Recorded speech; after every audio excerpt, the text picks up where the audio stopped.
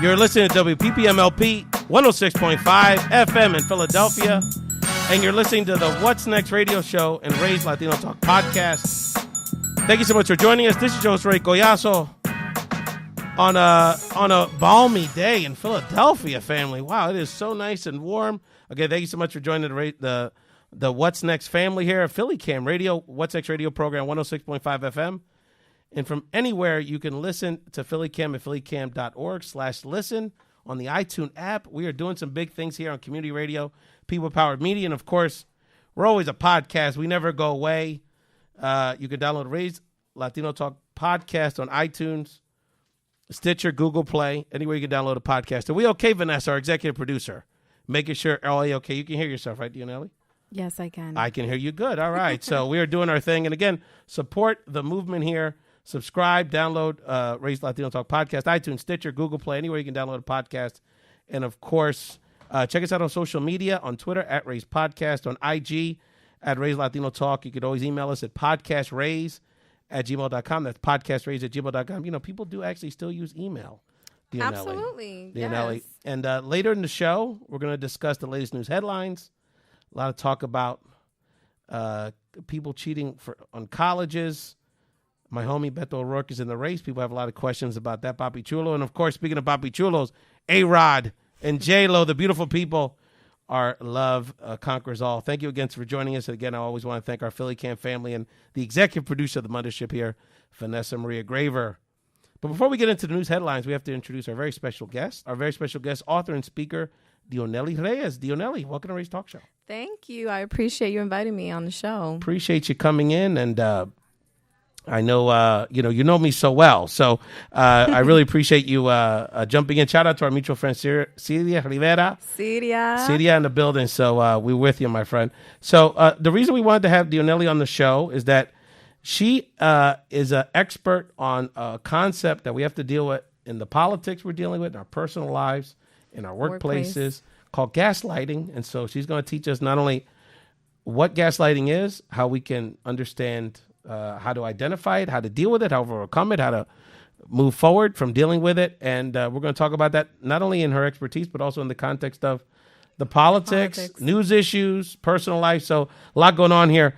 And Dionelys, you're now an author, which is so exciting. You're the co-author of Delayed But Not Denied, 3 Real People Sharing Stories About Healing and Growth. Dionelys, welcome to the show. Thank you. I appreciate it. Thank you so much for allowing me and inviting me on your show. So, you know, I appreciate the different platforms so I could raise awareness and spread awareness about gaslighting. There's a lot of people that are actually living through gaslighting and they don't even realize it.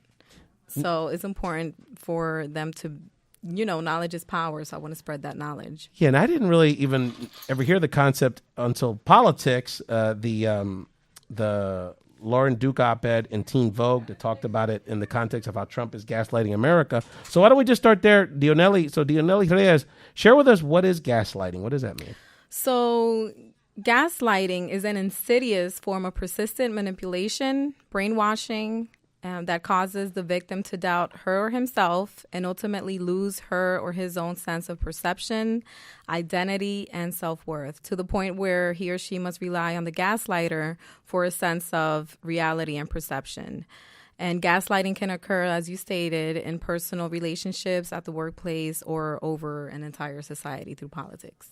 And so would you say that we find gaslighting, let's start coming from a personal perspective. That's probably where people may understand, where they see it a lot in their lives. So where do you see it in people's personal lives, and how do you help people address how to identify it so they can try to overcome it and engage more positive relationships? So with gaslighting, some ways that you could recognize that you may be going through this is that you have a feeling like something is off, or you have an uneasy feeling, you know, that gut instinct. And a lot of people tend to ignore that. But if you're feeling that, you really got to pay attention to it.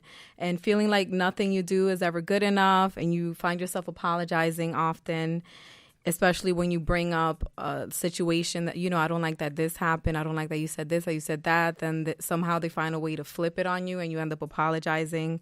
And you no longer feel like the person you used to be. And you're constantly wondering if you're too sensitive. Because something gaslighters do is when you bring up a concern, they dismiss it. They're like, oh, you're just too sensitive, or that's not really happening, or I think you're crazy. You might be going crazy, or you need to relax. So it's almost like how some of us would say, almost like a Jedi mind trick. Like when someone is, in a sense, being abusive or being manipulative, when you try to call them out on that, or when you sense it, before it gets to that point where you sort of call them out, they sort of try to get on the offensive to try to question your own thinking. Exactly. They may dismiss it and say, no, that never happened. Or that's not a real concern. You need to just relax. You're too sensitive. Or they may go as far as flipping it on you and saying, you actually did this. This is what you're doing. So then at that point, you're like, well, I don't even know where to go from here in this conversation. So it's pointless. That's the thing, that when you're being gaslighted, you try to speak to the person or that's gaslighting you.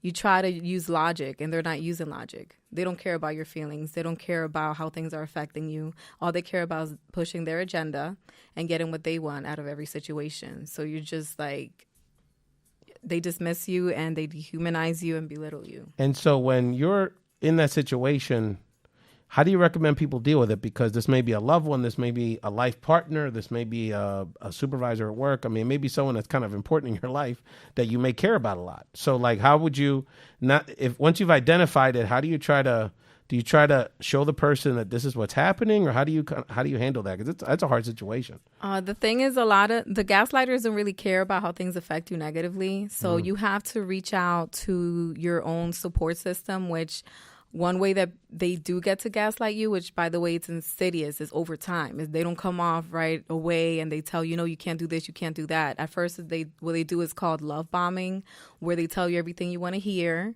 So they gain your support, and you lower your guard, and you're just you have their back.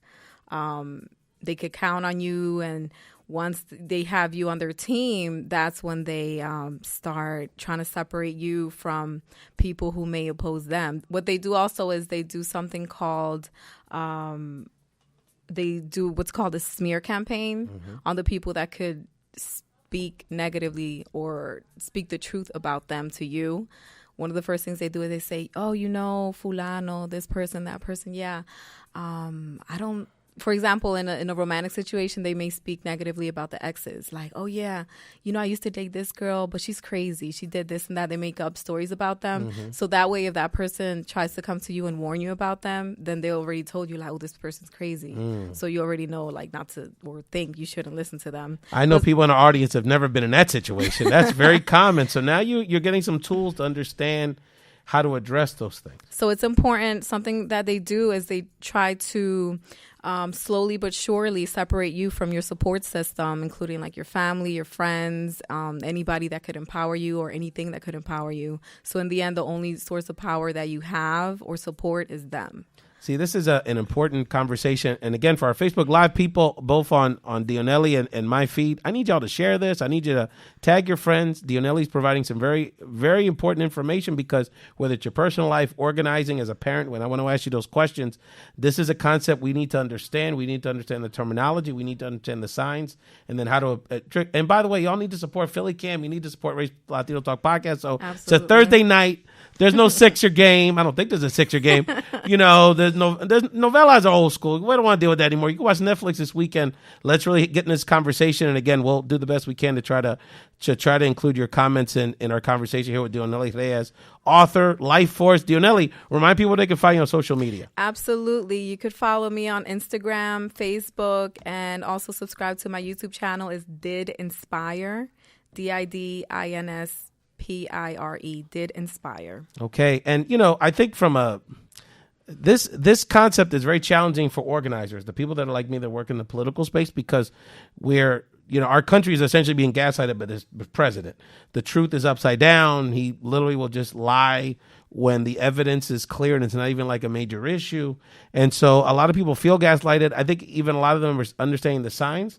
And so instead of that being a motivating factor, it's actually turning people away from being involved, because they're like, it's exhausting. It's exhausting. You get this, and everybody, and there's all this false equivalency. And so I get into too many fights on social media about, the Democrats are just as bad, or you can't trust them either. They're all liars. But then that's what he wants. He wants us to kind of be discouraged and not get involved. So how do you, what's your advice for sort of like from a political perspective for people that are knocking on doors, talking to neighbors, And just trying to get people to understand the importance. Like, we have a voice, we have power. We're not hopeless. To stay involved and stay positive through this era. So, what is being done, what gaslighters do, is called triangulation, where they play people against each other.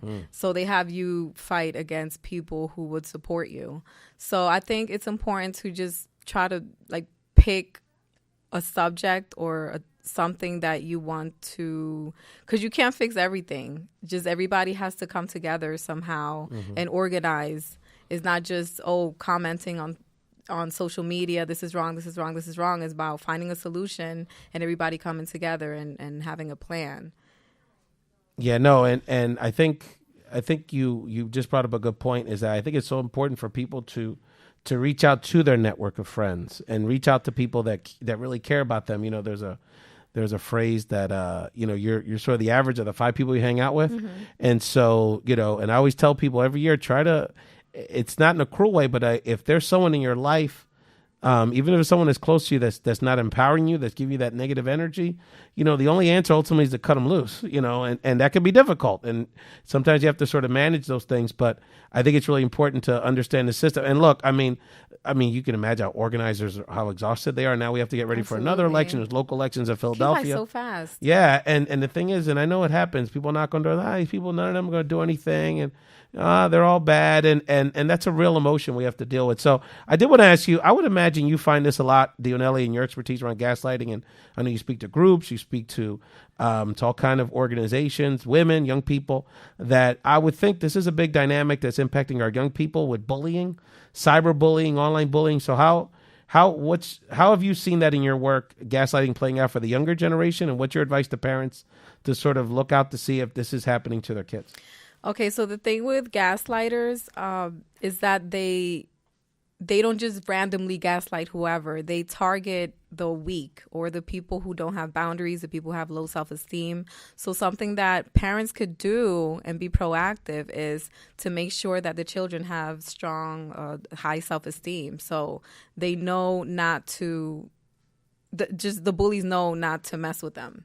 But then once it's happening, they have to feel empowered to use their voice and come to them, come to the parents, speak to the teachers. They actually have to use their voice and say, this is happening, this is wrong, I don't like this. They have to be able and feel strong enough to speak up for themselves. Absolutely. And what have you found has helped young people? I'm just thinking about these. I mean, there's kids being bullied, especially these young women that are being bullied like as tweens.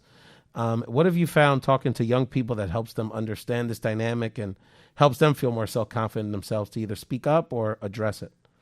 They have to work on their self-esteem. Your focus can't be on fixing the gaslighter and having the gaslighter understand. It's more about you understanding that you are worthy of respect, that people have to respect you. They do not have the right to abuse you and dismiss you and dehumanize you. So it's all about their self-esteem and working and expressing and growing what they're strong in. Fine, and we're going to hear more of Dionelys Reyes' tips on how to deal with gaslighting. We're going to take a real quick break, and when we come back, the news headlines for a week. We're getting gaslighted left and right, my friend. Oh, man. You're listening to Dionelys Reyes on Ray's Latino Talk podcast.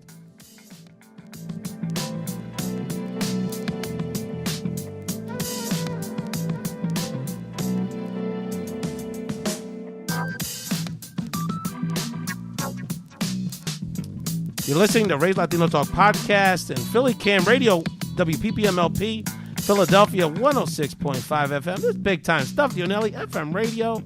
Dionelys said, where's your studio at? I said, man, downtown Philadelphia, City, honey. Right in the center of the universe. We're having a great conversation here with Dionelys Reyes, an author, speaker. Dionelys, let people know, because I'm sure there's people watching, whether they work for the school district, they work at a college or university, they work with a women's group, that'd be interested to hear you come speak, and you do it in both languages. Dionelys can come speak to your group in either English and or Spanish. Absolutely. So let people know how they can find you on social media and how they can tap into your services. Me pueden seguir en mi Instagram, Seguro, Facebook, sigue. en YouTube, Did Inspire, Did Inspire. Me pueden seguir, so you can follow me. You could DM me, send me private message on my Facebook, Instagram, and on YouTube. did inspire, remember to subscribe. Absolutely. And of course, continue to support the movement here, Ray's Latino Talk Podcast. Download, subscribe the podcast, iTunes, Stitcher. You know, someone found us the other day on Podbean, and that was exciting. And I was at an event in Washington, D.C. last week, Dionelys, and somebody came up. I didn't know who they were. And they said, I just wanted to thank you for the podcast you do. I'm a big fan of yours. I started listening about a year ago. And they actually were listening because we had a Latina named Melissa Vargas on the show, una Colombiana in D.C., who's an environmental activist. Awesome. So it's good to have our Latinas that are involved in everything, activism, personal development, Dionelys, healthcare. We're going to talk about healthcare in the coming weeks, a month. We're going to talk about education in a second, immigration, Puerto Rico. The list goes on and on. We try to get into everything on Ray's Latino Talk Podcast. And of course, the theme of today is trying to address gaslighting. Dionelys in the first segment gave us some tips on how to identify it, how to address it, not only in our personal life, in our politics, and in our and with our children, which is very important. And I know we wanted to get into the news headlines. Dionelys, you know, speaking of education, there's this scandal where these rich people, they don't just want to help their kid. They don't want to just buy them a tutor. They don't want them because they want them to go to the best colleges and have the guarantee that they'll get in. Forget all the other kids that are working hard. So they literally were bribing officials, coaches, university officials to get into some of these elite universities. And I almost feel like this has been a form of gaslighting because oftentimes, and I was blessed enough to go to a very competitive Ivy League university growing up in the hood. And you know, I worked pretty hard to get there. Our family worked very hard. Many of our people that supported me in my network, I certainly wasn't self-made. But that, you know, we get into these positions and people look at us side eye like, oh, you're here because of affirmative action, or you got this because of affirmative action. And it turns out that these people are literally paying cash money to deny their kids an opportunity. So I almost feel like if it's not gaslighting, there's some sort of playing going on because minority kids often get blamed for taking someone's spot, and it's actually the opposite. So gaslighting will be telling minorities like, oh, no, we, you know, you guys, this is an even playing field when it's not. So education is supposed to be the great equalizer and is not. You can see it here, like allegedly people are bribing and paying people and coaches to make up that. Even Aunt Becky from Full House. Aunt Becky. Bendito. I know there was a lot of Latinos out there that had a little sympathy for her on that one. Uncle Jesse? Felicity Huffman, Joe, unbelievable. No. So that's just another, you can see it again, that these people who are privileged, it's not enough that they're already privileged, that they're going ahead and buying their way into education and Ivy League education. And it's just, I don't even know I can't believe that happened. Well, you know, it's interesting because it, and again, being very fortunate and privileged to have had that experience, there was a lot of my friends who I went to college with and are sort of in similar circles. It was interesting, the conversations we were having on social media, because it was like, why are people surprised? This used to happen all the time. And it brought up a lot of wounds. I'm thinking about my Colombia friends like Jorge and Angel and Rosa and Aniesca and those friends. And we were on DMing each other that I think it brought up a lot of old wounds for people, because think about it. We have so many people in our community, the best and the brightest, that work hard, that to sacrifice. I mean, it takes so much for us to be able to just try to get through college, much less a competitive college. And we achieve this, we make this achievement, and then people on some level, when you get there, when you get accepted, they try to take away from it because they feel like, well, affirmative action, there's on some level you cheated or you didn't do enough or you're not worthy. And there's a lot of psychological trauma that happens when it's supposed to be like one of the best moments of your life.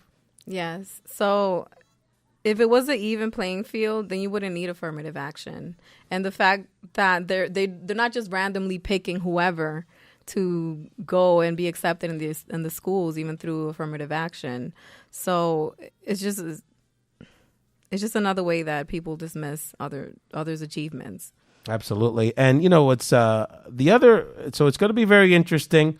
I think it's going to I think there's going to be more to the story. I think we're going to see again more people, more corruption, more payoffs. I mean, it happens. And look, and I'm a big sports fan, but it's so obvious that I get so upset because, you know, these college coaches in basketball and football, they're always saying, oh, well, the kid gets enough. The athletes get enough. They get a free education. They get an education.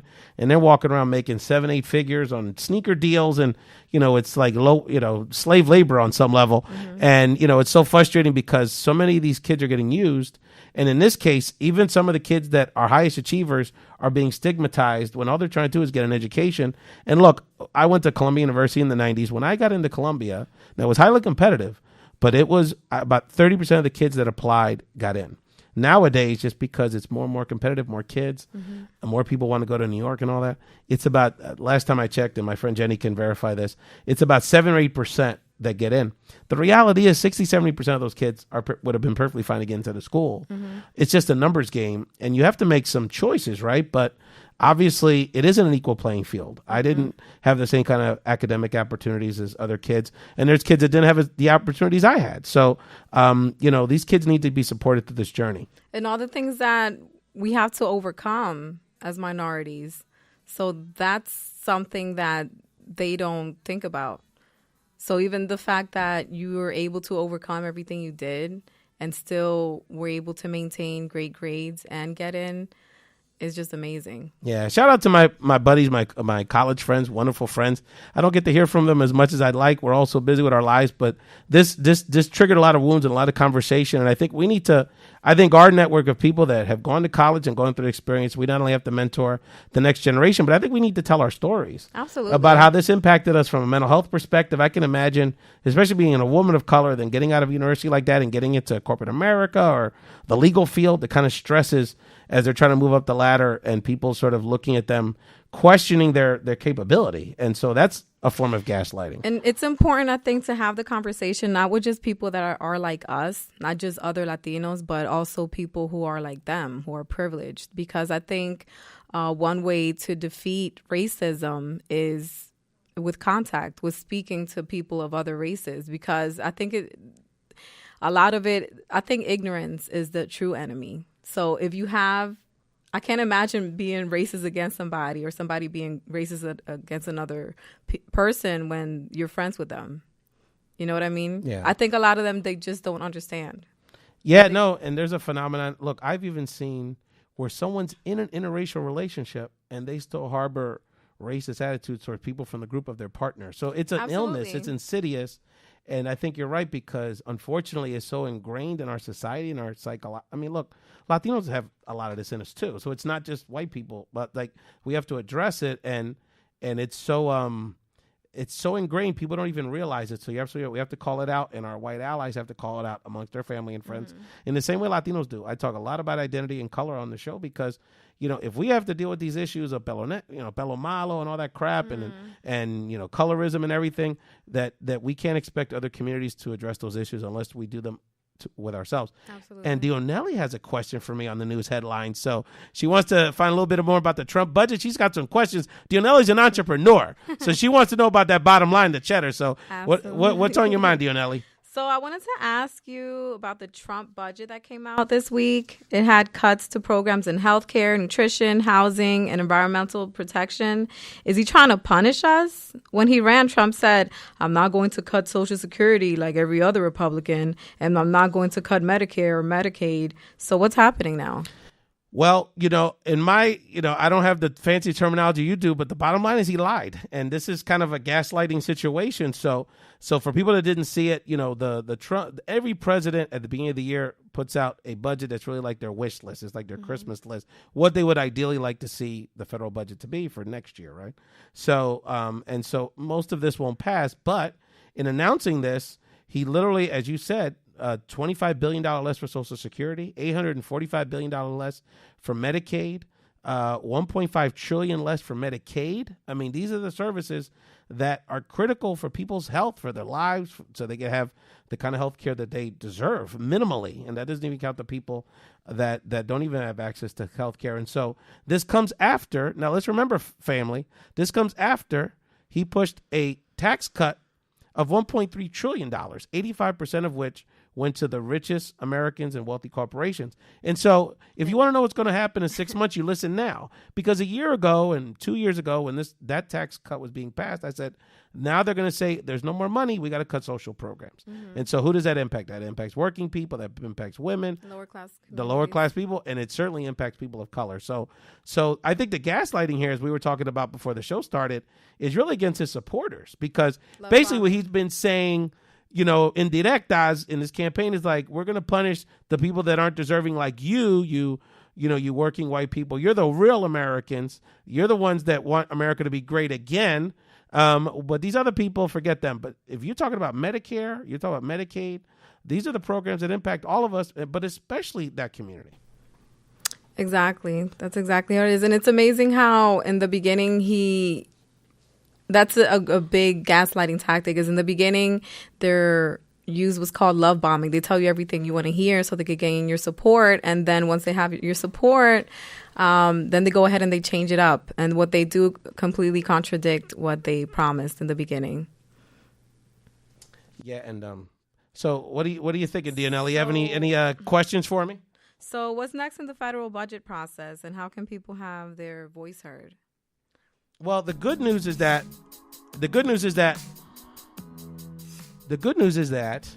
it's just a wish list. And so because the Democrats have the House of Representatives, certainly very little of that budget is actually going to pass. I mean, we still have to fight because the Republicans obviously have a say in the Senate side.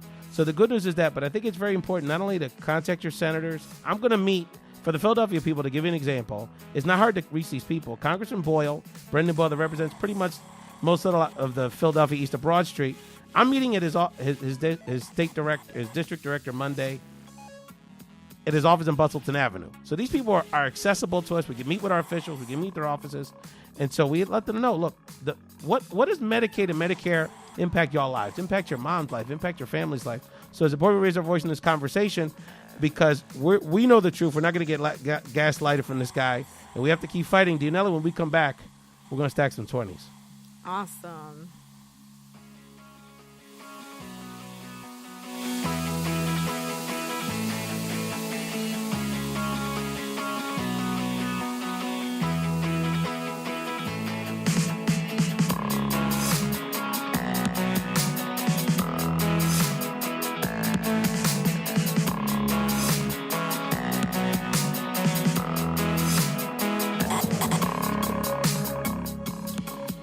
You are listening to WPPM LP 106.5 FM in Philadelphia, and you are listening to the What's Next radio show and Ray's Latino Talk podcast. And back to our host, Ray Collazo, who is stacking another $20 for Love Shouldn't Hurt. Ooh, lo viste, Chrissy. The money's on the table. And here's my 20. Oh, that's right. We're all stacking 20s here for Love Shouldn't Hurt. Thanks, Dionelys. We're stacking 20s. This is my favorite segment of the show, to be honest with you. It's our weekly segment where we analyze the presidential campaign. Each time a candidate declares, we stack 20s to donate to the Love Shouldn't Hurt movement. Christina Vega, our dear friend, our sister's campaign to support domestic violence survivors. This is a campaign I'm sure is very close to your heart with some of the work you do, Dionelys. So no better charity, no better way we can support. And, we're stacking 20s because one of my young boys made a big announcement this morning. So, Ray, let me see the $20 because former Texas congressman and the papi chulo of Democratic politics, Beto O'Rourke, announced his candidacy. Yeah. Tell us about your boy, Beto. Yeah, we tease a lot about Beto O'Rourke here on Ray's Talk Show, the former congressman from El Paso, Texas, Democratic candidate for Senate, because amongst other things, not just being a blanquito whose nickname is Beto, but because we did go to college together. And so, I remember Beto. You went to college at the same time? I know. We used to drink beer and eat chicken wings together. Wow. So we're not, I don't want to overstate our relationship. I mean, we were acquaintances. I remember him. The whole thing with Beto, because of El Paso, we went to college in New York, so he used to hang out with the El Paso students. There was only about 5 or 6 of them, and they were all Latinos, so they were all my friends. So we hung out a few times. And I remember being Beto, like kind of a quiet, tag-along kind of guy, not like a leader. I think he was in a sport, so he wasn't around much, and he sort of floated around, but a nice guy. We used to call him Beto. I guess the Latinos did. I don't know about anybody else. Is it short for something? Yeah, Robert. So it's like the Latino nickname. So it's like, yeah, exactly. He's down. He's from El Paso, Texas. Okay. So let me give people the breakdown on Beto. So, I think there's a couple things here. On the positive side, Beto showed he could inspire, excite a lot of people with his Democratic, almost winning in the Texas Senate race against Ted Cruz, which a Democrat hasn't won a statewide office, Dionelys, in Texas in like almost 25 years. I mean, you were a baby. The last time a Democrat won. I wasn't even born. Exactly, yes. With, what's her name? Miss Richardson, the governor back then. He's really good at like the social media, like that 2-minute clip kind of thing. Mm-hmm. He's a flaco, so he looks good on video. He's got, I don't know if you saw the Vogue, the Vanity Fair cover. Vanity Fair. Yeah, very papi chulo-ish. He's very, he looks good in a crisp suit. And, I think the thinking, he raised a lot of money for his race. And I think the thinking with Beto on the positive side is that this is a guy that can appeal a lot to the people. The whole Beto thing, so he's got, he's a white guy. Seems like he has a good connection with Latinos, which I agree with. And, he seems like he can kind of have a connect with a wide group of people across the political spectrum. Mm-hmm. The negatives are, he was only a congressman for a few years. He didn't really do that much. So he's got like a thin resume. So does he have enough substance? And do people care about substance? So he's going to now everyone's going to love him because it's all about him and his lovely wife, image and sweet, him social talking media. To people and shaking hands. But once it gets into the debate, people are going to ask some really hard questions. Our executive producer pointed out to me very, very astutely that he was the number 2 recipient of oil and gas lobby money in Congress after Ted Cruz, and he was only one of 2 Democrats in the top 20. So he's like, he's got some answers around his, his connection with the oil and gas industry. Is he going to fight them when it comes to pollution, when it comes to the environmental issues, the Green New Deal? So a lot there, but I think Beto's going to be heard from. He's going to be a big part of this race. Absolutely. So what is your prediction on how Beto will do? I think Beto's going to do really well. We can debate, and I'm not just saying this because I have a little bit of a connection to him, but I just really think, a lot of us wish it was more about substance. Mm-hmm. I think a lot of us, and I think about the Obama race, he wasn't necessarily the best at all the debates, especially in the beginning compared to Hillary Clinton and those more experienced people. But I think a lot of us projected on him what we wanted to see. Mm-hmm. We wanted to see hope. We wanted to see diversity. We wanted to see a loving family. I mean, the Obamas, the best of that, right? And sort of overlooked those details about what he really was for with certain issues. And we wanted to see something different. Yes. And at least see someone different in the White House that looked different, that looked like us. Exactly. And it was young, and he related to a lot of people on a lot of levels. Charismatic. Mm-hmm. You're absolutely right. And so the question is, what are people looking for? So is it about the issues? Is it about a progressive agenda? Is it about one thing? Is it about just beating Trump? Who can that be? And I think all those things are going to add up to him being a very serious contender. Now he has our attention, so what's he going to do with it? Like now I think what he needs to do is have a solid plan. Like I feel like he tiptoes around. When they ask him a question, he kind of tiptoes around it. Oh, there's no question. There's no question about it. So that's going to happen. I think, though, in the beginning, he's going to do his retail policy. He's going to be in Iowa this week. He's going to have a big rally in Texas in a couple of weeks to do the formal announcement. But, that piece, he's going to be good at that. That, sitting in the diner with 5 people around in the pictures. I think it's the debates that's going to really challenge him because Booker, Harris, Warren, these are some of the top thinkers and lawyers in the country. They know how to argue. And so, is he going to be able to hang on that level? I don't know. But for now, I think he's going to do well. So guess what Trump said when they asked him about him, about Beto? Talk to me. He said, they asked him, so what do you think about Beto? Do you think that he's a strong contender? And what did he say? What did he respond? He said, well, he moves his hands a lot. I think he's crazy. Or he might be crazy. You notice he talks about the people that he's scared of. So Biden and Beto and Warren, those are the people that he's really scared of, and he's also scared of their intellectual. He's scared. He's scared. Something also with gaslighters, you can't argue with them at their level. Yes. You can't have them bring you down with them. So you got to rise above it and keep it moving. And you cannot play their game. And that's another. In terms of what Beto's arguing, right? It's like, I'm going to be positive. It's not about him. It's about our vision. I'm not going to go down to his level. Like Michelle Obama says, when they go low, we go higher. So, but stay high. Don't go low. And then, go high. Well, but, and then what's going to happen? It's like boxing. It's like everyone has a plan so they get in the mouth, right? So what's going to happen when he gets attacked? Is he going to have that discipline? And ultimately, is that what we want? Do we want a fighter? We want a lover? It's going to be very interesting to see how it goes. But when we come back, one thing actually, we have to stack another 20. Christina, I'm being very fair to you, okay? Because we did not stack a 20 initially when Andrew Yang declared. Andrew Yang is a tech entrepreneur. He runs a nonprofit to support small businesses, rural America. When he announced, nobody paid a lot of attention to him, but he actually has reached the threshold. He has had 65,000 people donate to him. So now he's considered like a major candidate. So now he's eligible to be part of the debates. Look at that. And so he's really big in social media. He's got a concept called Freedom Dividend. He wants to give all of us a G a month just to give it to us. Yes. Universal basic income. So he gets a lot of love with the Generation Z, like the real youngsters. On social media, he's go with memes and videos. So people who think $1,000 is a lot of money. Yeah, like well, I mean, it helps. I'll take it. I'll pay a few bills. $1,000. Yeah, well, but that's part of the argument, right? What does it really do, and is that the right way to support people? So, hashtag Yang Gang. So look out for my man Andrew Yang. So we stacked another 20 for Mr. Yang. So let me put this on, and we come back. We got to talk a little bit about AROD and J-Lo, and some final thoughts about gaslighting here with Dionelys Reyes on Ray's Latino Talk Podcast.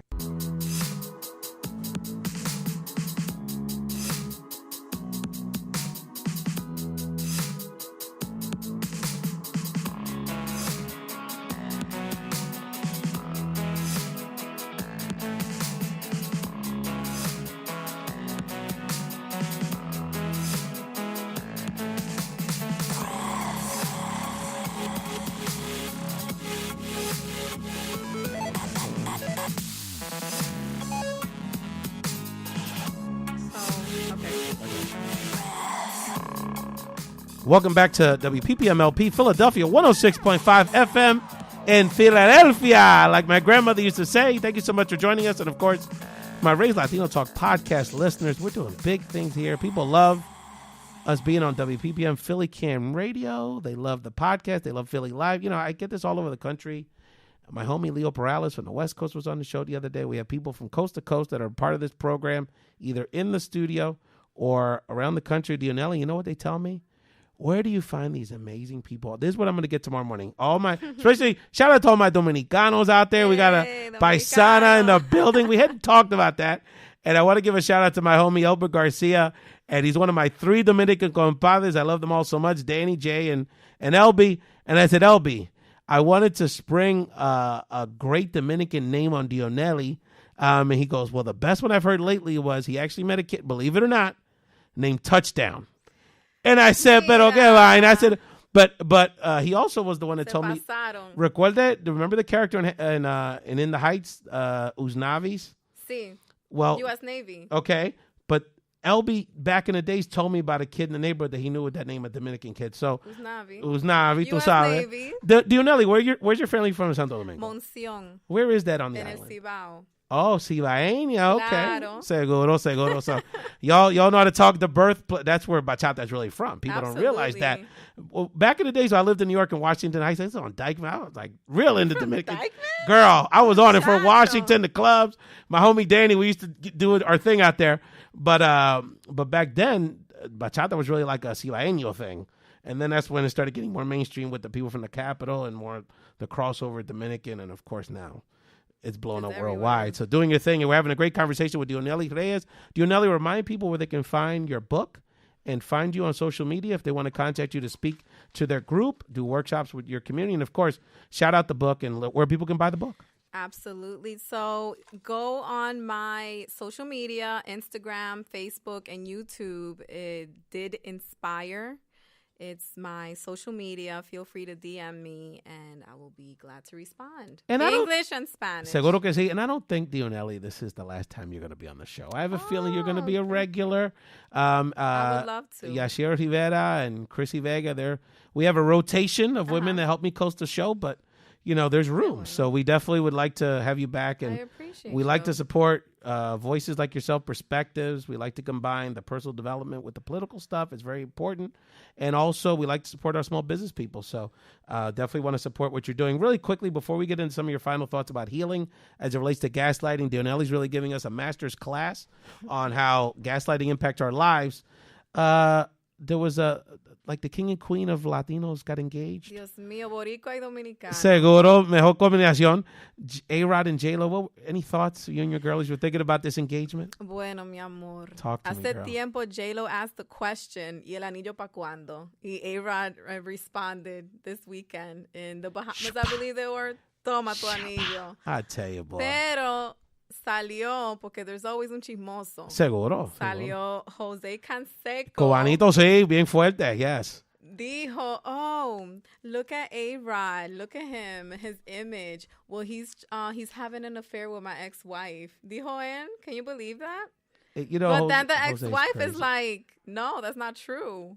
But Jose's like certified nuts. I mean, Jose is. So let people be happy. Jose is crazy. Jose is live crazy. Their moment. I'm happy for them. You know, A-Rod's an interesting character. And one day we should sit down with a few Dominicans and really kind of get into how y'all really connect with him. He has an interesting relation with the community. But the one thing I'll say, and I have to say it because it was funny, a friend of mine who will remain nameless, the sports reference said, if J-Lo gets one more ring, she ties Tom Brady and Michael Jordan for 6 rings because I guess she's been engaged 5 times. This will be her 4th marriage, and she's been engaged. This is her 5th engagement. Yeah, that Casper guy, I think she was engaged.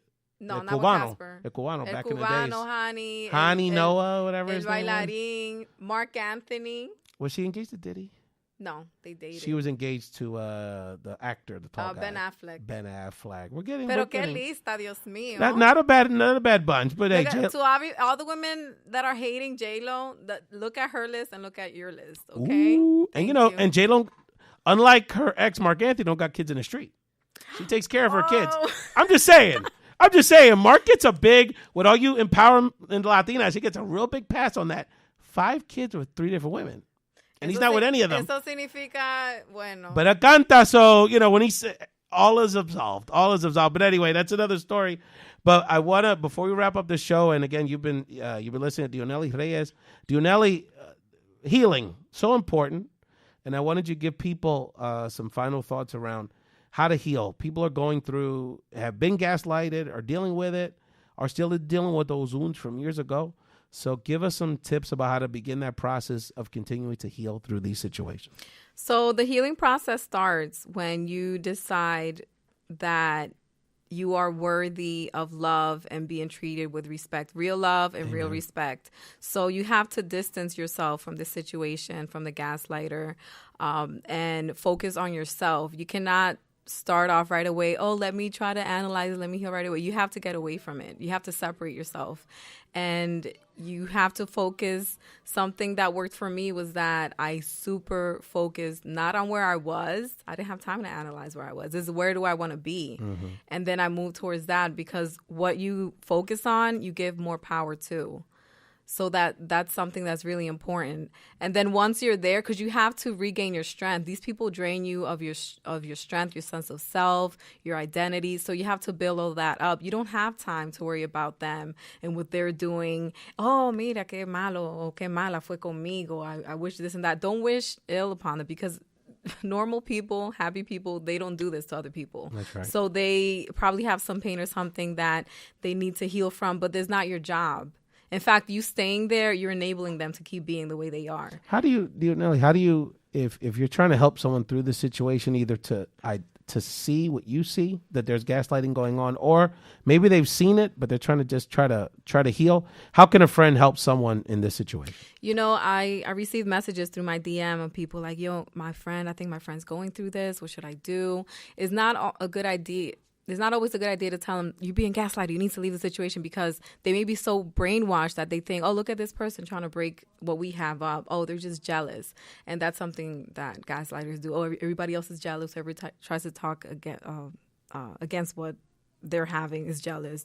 They dismiss them. So it's best to just, like I said, build up your friend's self-esteem, remind them how strong they are, how resilient, how independent they are, and how they could count on you. That's the main thing, because a lot of times when they finally do realize, I need to get out, they don't know where to get out. But if they know they have a friend there that has their back, it'll be better for them. And when we had this conversation, we had a similar conversation with Christina Vega from Love Shouldn't Hurt around, part of the reason that she was struggling with sharing around her trying to survive domestic abuse is that she felt like her network wouldn't understand. And when she actually was to share, they gave her such supportive feedback, and she realized like the support was there all along. I just felt embarrassed, or I didn't feel strong enough, and I didn't want, so there was all these emotions. It was a great conversation. I encourage people to listen to the Love, Shared, and Heard episode about 6 weeks ago.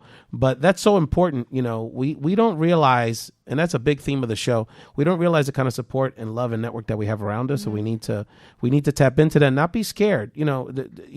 Holding it aside is not going to make you feel better. So I know we have to wrap it up. Dionelys Reyes, let people know they can find you on social media. Absolutely. But first, I want to get into what prevention is. Important that you build boundaries, healthy boundaries. Make sure that you're able to say no, and people have to respect when you say no, and have time to yourself, build up your self-esteem. Mi gente, remember to follow me on Did Inspire and Instagram, Facebook, and YouTube. Remember to subscribe. Thank you so much for joining the Race Latino Talk podcast. The podcast that won't be silenced, Dionelys, because we're going to keep talking. So, saludos a mi gente. Have a wonderful day.